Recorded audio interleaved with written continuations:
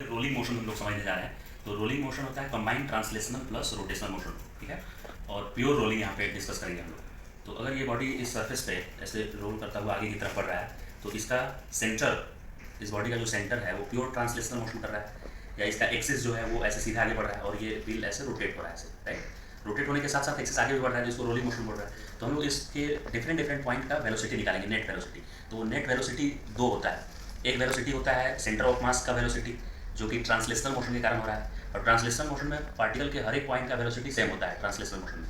जैसे अगर ये प्योर ट्रांसलेशनल मोशन करता है, ऐसे घिसते हुए आगे चलता है, ऐसे स्लाइड करते हुए, ऐसे रोल नहीं करता, तो जो ट्रांसलेशनल मोशन करता है उसके हर एक पार्टिकल का वेलोसिटी क्या होता है, सेम होता है, डिफरेंट नहीं होता है। क्योंकि अगर इस पेन को मैं ट्रांसलेशनल मोशन कराऊँ ऐसे, तो इसकी जितनी वेलोसिटी है इस पॉइंट की उतनी ही वेलोसिटी होनी चाहिए किसी एक इंस्टेंट। अगर ये स्लो हुआ और ये फास्ट हुआ, ऐसे मूव कर रहा है ट्रांसलेशनल मोशन में, और ये पॉइंट पास हो गया और ये पार्टिकल स्लो हो गया, तो ये तो टूट जाएगा पेन, अलग अलग हो जाएगा। ये धीरे धीरे चलेगा, ये तेजी से आगे चलेगा तो ये आगे निकल जाएगा, तो ये टूट जाएगा ना पेन।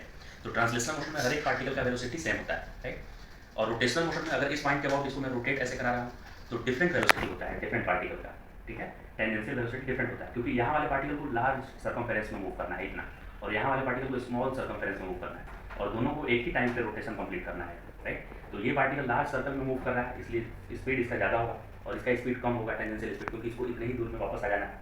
तो रोटेशन करते समय कंस्टिट्यूएंट पार्टिकल का वेलोसिटी डिफरेंट होता है, जबकि ट्रांसलेशनल मोशन करते समय कंस्टिट्यूएंट पार्टिकल ऑफ बॉडी का वेलोसिटी सेम होता है, राइट, गिवन इंस्टेंट पे। अभी ये क्या कर रहा है, कंबाइन कर रहा है दोनों। तो सबसे टॉप मोस्ट पॉइंट की अगर हम बात करें, इसमें सबसे ऊपर का पॉइंट है ये। इसमें अगर ये फिक्स एक्सिस के अबाउट सिर्फ ऐसे रोटेट करता है, फिक्स एक्सिस के अबाउट ऐसे रोटेट करता है, यहाँ पे फोकस हम करेंगे। तो अगर इसका टॉप मोस्ट पॉइंट पे फोकस करें और ये ट्रांसलेशनल मोशन करता है, ऐसे घिसते हुए आगे जाता है, तो जितना वेलोसिटी इसका होता है उतना ही सेंटर पे बैठे हुए पार्टिकल का होता है, उतना ही नीचे वाले का होता है। घिसते समय हर एक पार्टिकल, स्लाइडिंग के टाइम पे हर एक पार्टिकल का वेलोसिटी सेम होता है। और अगर ये प्योर रोटेशन करता है, ऐसे फिक्स एक्सिस के अबाउट रोटेशन करता है, तो इसका वेलोसिटी टेंजेंट की तरफ आर ओमेगा होता है। वी इक्वल्स टू क्या होता है, आर ओमेगा, वी टेंजेंशियल। अगर ये ओमेगा स्पीड से, एंगुलर स्पीड से रोटेट होता है तो आर ओमेगा, इसका वेलोसिटी आर ओमेगा होता है आगे की तरफ। इसका वेलोसिटी आर ओमेगा नीचे की तरफ होता है, टेंजेंट की तरफ होता है। इस पॉइंट पे वेलोसिटी ऐसे नीचे की तरफ आएगा। जो लोवेस्ट पॉइंट है उसका वेलोसिटी मेरी तरफ आएगा, ऐसे आर ओमेगा। जो इधर पॉइंट है उसका वेलोसिटी ऊपर की तरफ जाएगा, ऐसे आर ओमेगा। टेंजेंट इसको ऊपर की तरफ होगा, आर ओमेगा, राइट। तो आर ओमेगा का डायरेक्शन अलग अलग है, हर एक पॉइंट के आर ओमेगा का डायरेक्शन अलग अलग है, लेकिन वी का डायरेक्शन भी सेम है और वैल्यू भी सेम है हर एक पार्टिकल का।